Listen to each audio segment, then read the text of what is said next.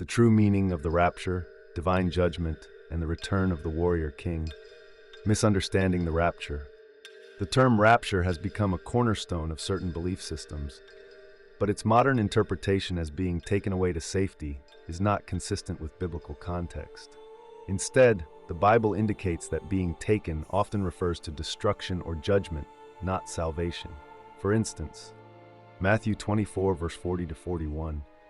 2 men will be in the field, one will be taken and the other left. 2 women will be grinding with a handmill, one will be taken and the other left. Being taken in this context aligns with being caught in divine judgment.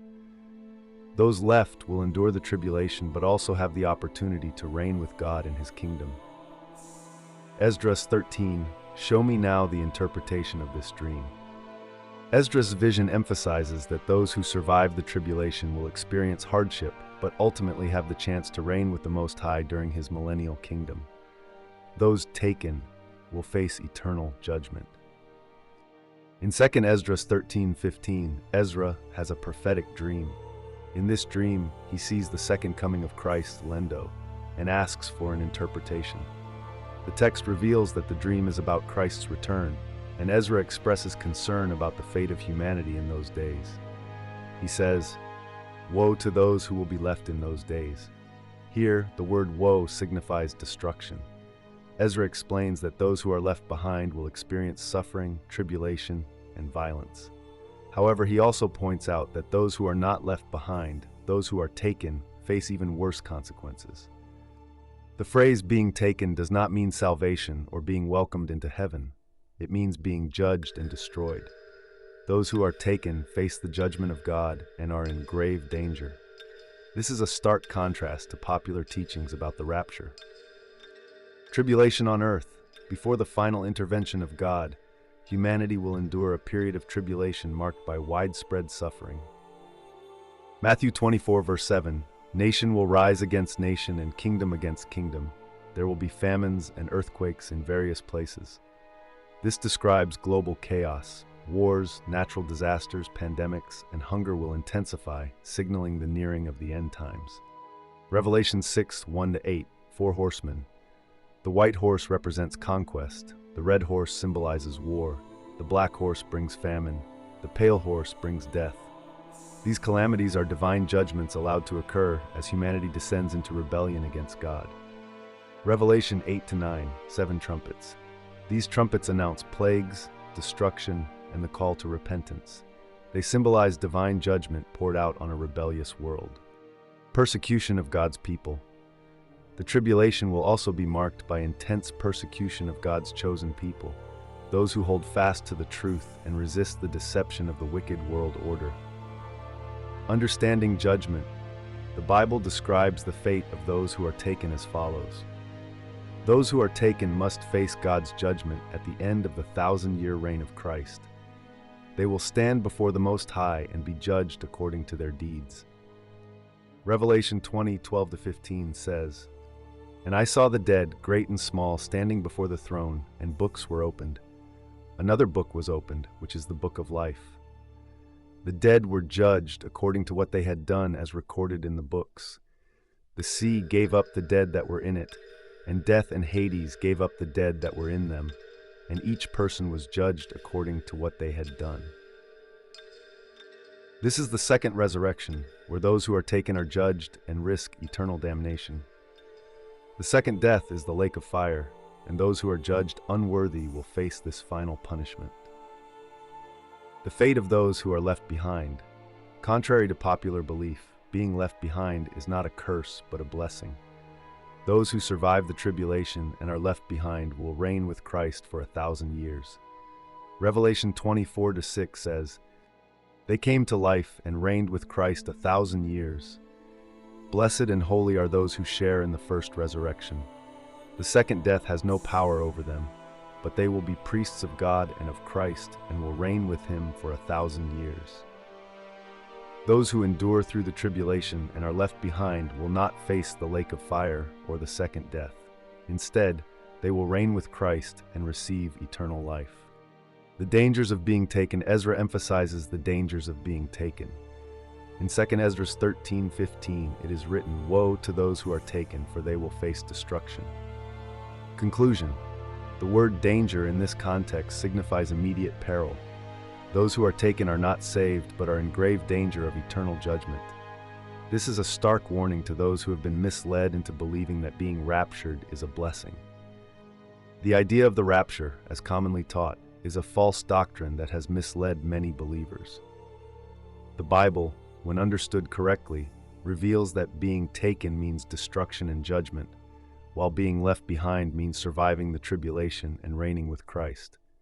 The removal of the Apocrypha has contributed to this misunderstanding, as these texts contain vital truths that clarify biblical teachings. Now that you understand the truth, it is clear, you do not want to be the one who is raptured. Instead, strive to endure and be left behind, for only then will you have the opportunity to reign with Christ and avoid the final judgment. The truth about God and the false doctrine of the Trinity. We, as the Bantu people, understand that the story of Jesus was either invented or significantly altered. Christianity borrowed from ancient stories and cults, including those from Egypt, to create a new doctrine. This ultimately sought to replace the God of the Old Testament with a new narrative, resulting in the false doctrine of the Trinity. Two who will come, the Nkua Talendo and Nemwanda Kongo. The one who will come to establish justice on earth will be born among us, one of our own, born of a woman. We call him the Nkua Talendo in the Kongo. He will lead us, fight for us, and restore our culture, language, and traditions. He will govern, build our kingdom, and establish political structures to fight the oppressors and reclaim our place in the world. The fight on earth is far from over, and it is through the Nkua Talendo that the groundwork for the future will be laid. However, the fight is also spiritual, and this is where Nemwanda Kongo, the Archangel Michael, comes in. He will descend from the clouds with chariots of fire, leading our ancestors to fight the Gentiles and bring divine justice to the earth. This is not a new concept for us. Remember Simeon Toko, who called upon the cherubim in the Kongo, forcing even the Belgians to flee? That was a glimpse of the power of Tata Nzambe and his heavenly hosts. Tata Nzambe, the true and unique God. Tata Nzambe is the one true God we worship, unique and incomparable. He does not share his glory with anyone. Tata Nzambe has always been with us, long before the story of Jesus was introduced. Christianity has distorted this truth, replacing Tata Nzambe with a false savior. The idea of a coming savior is not foreign to Africa, but it is not Jesus who will save us. It was not Jesus who led our ancestors out of Egypt, and it is not Jesus who will deliver us from our current oppression. God's sons and daughters, throughout history. Tata Nzambe has always had sons and daughters chosen to carry out his will. He chose Moses, Ezekiel, Isaiah, David, Solomon, and others to fight for him, to lead, govern, make peace, heal, and prepare the way for future generations. These kings, prophets, and leaders were his servants, chosen to ensure the continuity of his divine plan on earth. It is not Jesus who will come from the sky. If the Europeans had brought us the true God, we would not be in the situation we find ourselves in today. The name Jesus does not exist in our culture, nor does it align with the truth of Tata Nzambe. The falsehood of names and influence of foreign powers. The books of Romans, Ephesians, and others in the New Testament bear the names of foreign powers, Romans, Greece, and others. These people changed names in the Bible. The names in the Bible are all Caucasian: Book of Luke, Matthew, Timotheus, Jesus, Book of Romans, Ephesus, Cornelius, etc. White man's history book, Reincarnation and Divine Grace. We believe in reincarnation. We die and return to earth. Through Tata Nzambe's grace, some of us may ascend to angelic beings if we fulfill our earthly mission according to his will. The idea that being beamed up into heaven is the final reward is a false teaching. The earth will remain, and we will continue to live and work here.